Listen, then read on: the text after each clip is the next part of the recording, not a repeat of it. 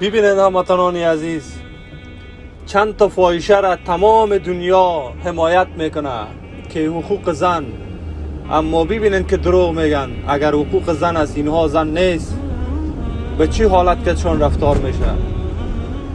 اینا حق حقوق خدا میخواهند که حجاب داشته باشند، چون که حجاب میخواهند.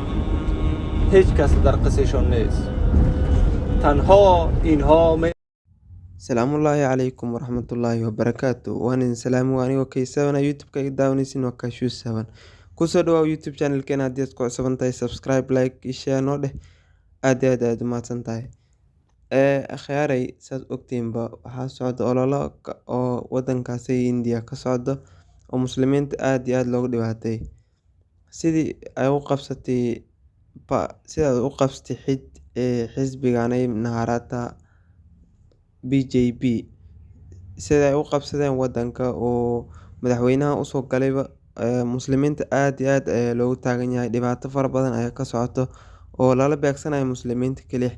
hadda waxaa zaaid iyo aad u soo caanbaxay wiiganay in muslimiinta gabdhaha laga dhigay xijaab, aslanba xijaabka gebi ahaanba layska dhigay ayay soo bandhigayaan oo laga istaajiyay, taasoo sababtay muslimiin fara badan inay ka careysiiso oo arrinta binaan kusoo baxdo oo shaliba ay socotay ololo oo maxaa la dhihi jiray binaanbax sidii wadanka madaxweynuhu noqday Modi.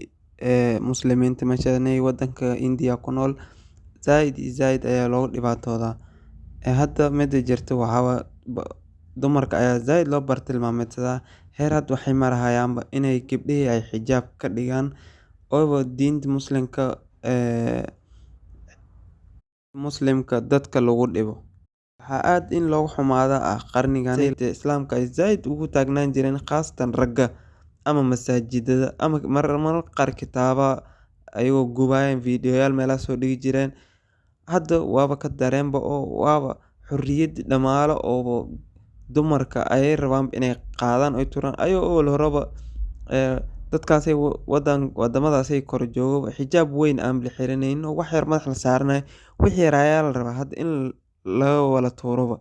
sida muuqaaladan ku aragtaanba gabdhaha waxaas hadda saas loo dhibayo waa gabdha oo jaamacada akhrisanayo, jaamacadihii ayaa lagu dhibahayaa.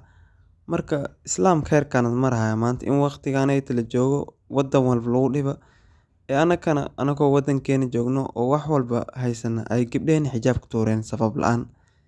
meeshaasna waa kaasa gabadhaasayta xijaabkan iska dhig ayaa lagu dilahayaa. anagana bilaa sabab aan xijaab ku tuuranay si faarax adiga camal aatee ama adiga kasii liitay sidaas kugu ammaana. waa aragteen gabdhaheen maalmahanay aaladanay TikTok. और मैं एक बात बता दूं, ये कौम सिर्फ अल्लाह से डरने वाली कौम है, किसी के बाप से नहीं डरती ये कौम.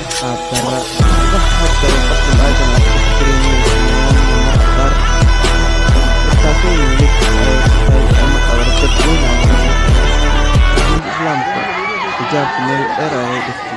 dumarka mar lagu faray xijaab inay xirtaan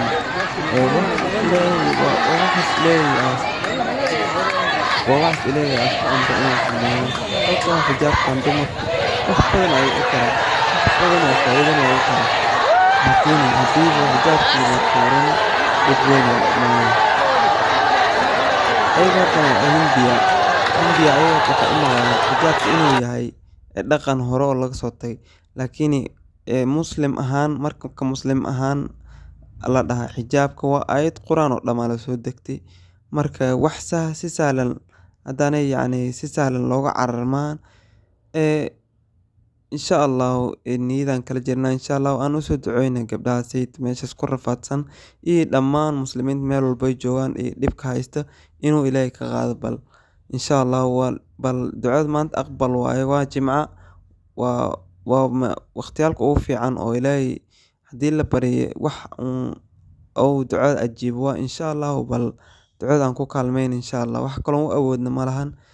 insha Allah khayr ayaan rajaynaa dhammaantiin. wassalaamu calaykum waraxmatullahi.